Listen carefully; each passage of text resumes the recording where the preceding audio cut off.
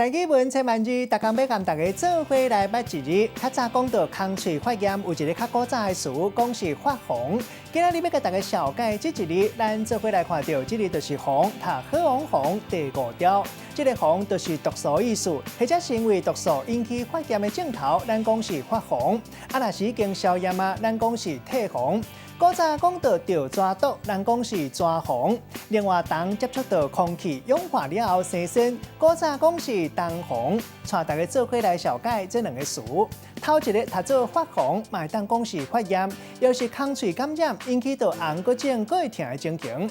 第二个词读做吊红，代表讲是打药膏要来消炎。咱用一句话来举例，甲这两个词夹做伙。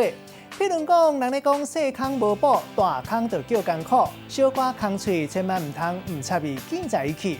乌白吊红，结果发红甲更较严重。若是感觉无拄好，也是要去大病院，互医生看，安尼较妥当。今仔日小解这一日读做红，提供予观众朋友来参考。